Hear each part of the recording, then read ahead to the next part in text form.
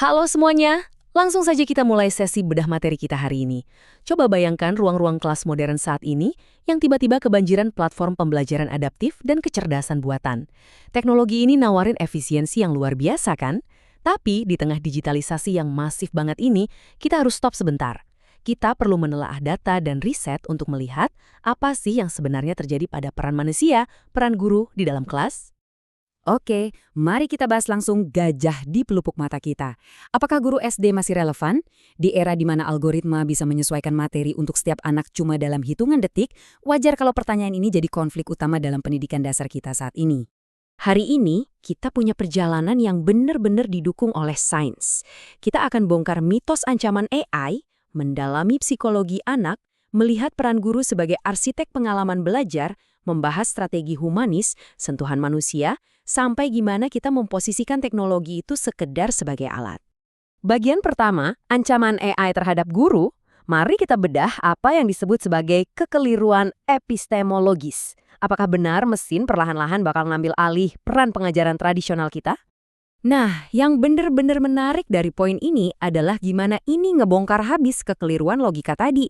Kalau kita pakai pandangan lama, yang lihat guru cuma sebagai penyampai informasi, ya jelas mesin bisa menggantikan mereka dengan gampang.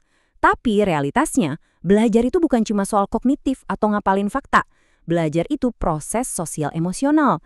Dan disinilah guru hadir penuh sebagai agen afektif, sesuatu yang nggak mungkin bisa diprogram oleh kode komputer paling canggih sekalipun. Bagian kedua, psikologi anak dan sains pembelajaran. Kita geser fokus kita dari kecanggihan teknologi ke realitas konkret tentang gimana sih anak SD itu sebenarnya belajar. Bukti dari sains pembelajarannya benar-benar solid. Piaget ngingetin kita kalau anak SD itu butuh banget pengalaman langsung, bukan sekedar teori. Lalu ada Shank yang ngebuktiin kalau anak itu ngebangun kepercayaan diri dari figur otoritas yang nyata, bukan dari layar gadget. Dan Pons ngerangkum ini semua dengan indah banget. Belajar itu adalah peristiwa intersubjektif, sebuah ikatan relasi antar manusia. Ini tuh ibarat benteng bukti yang kuat banget bahwa secara intrinsik, cara manusia belajar itu sangat sosial. Masuk ke bagian ketiga, arsitek pengalaman belajar. Ini dia tesis utama dari eksplorasi kita. Guru itu sama sekali nggak jadi usang, teman-teman. Mereka justru sedang bertransformasi. Seperti yang dibilang sama psikolog Egen dan Kauchak, guru yang efektif sekarang itu nggak cuma berdiri terus nyeramahin muridnya. Mereka bertransformasi jadi arsitek pengalaman belajar. Tugas mereka itu merancang lingkungan yang responsif, yang bisa bikin siswa mandiri dalam berpikir dan mencari makna. Dan pastinya ini butuh pembacaan profil siswa yang utuh, mulai dari latar belakang sosial sampai kondisi emosional mereka. Coba bayangin gini, teknologi emang jago banget ngasih data dan analitik. Algoritma mungkin tahu seberapa cepat seorang anak ngitung matematika, tapi apa algoritma tahu kalau anak itu lagi nggak fokus gara-gara kucing kesayangannya baru aja hilang? Tentu enggak kan? Keputusan pedagogis untuk merespons hal-hal emosional kayak gini, itu mutlak ada di tangan guru. Biar lebih kebayang, kita ambil contoh nyata. Di Pekalongan, ada seorang guru yang paham banget sama budaya pesisir dan keluarga nelayan di sana.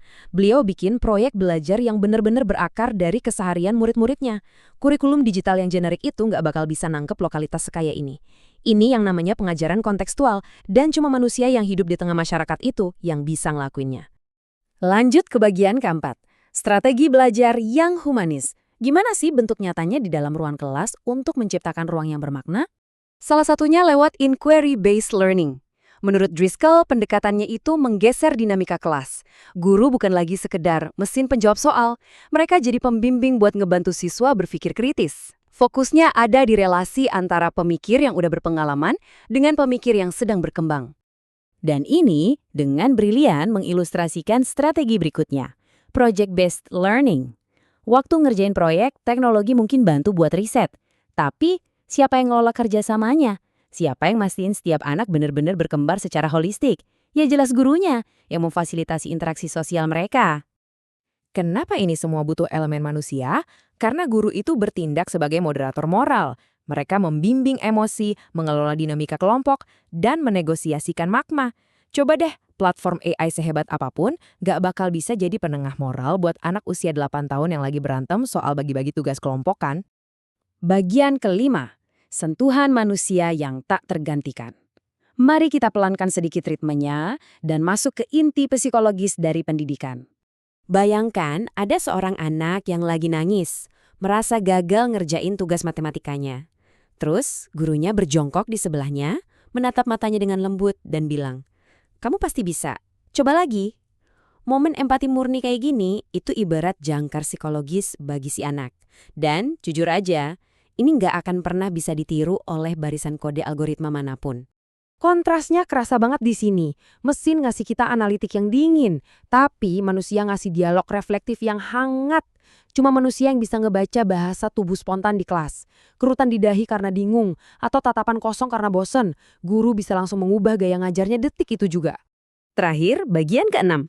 Teknologi hanya sebagai alat. Setelah melihat semua bukti tadi, gimana langkah strategis kita ke depannya? Jadi, poin krusialnya adalah kita butuh 4 pilar kebijakan. Pertama, pelatihan guru harus fokus ke pedagogi yang humanis, bukan cuma pinter pakai alat digital. Kedua, batas waktu layar harus disesuaikan dengan tahap perkembangan anak. Ketiga, kurikulum harus berbasis pengalaman dunia nyata. Dan keempat, kita harus terus mengevaluasi dampak psikologis teknologi ini pada anak-anak.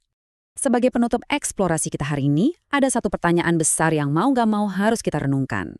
Apakah kita rela mengorbankan hak anak untuk tumbuh secara bahagia dan humanis cuma demi efisiensi administratif? Ingat, pendidikan dasar itu soal ngebentuk manusia seutuhnya, bukan sekedar mindahin data ke dalam otak. Pertanyaan ini pastinya menuntut kita untuk terus peduli dan mencari tahu lebih banyak. Terima kasih sudah menyimak dan sampai jumpa di pembahasan selanjutnya.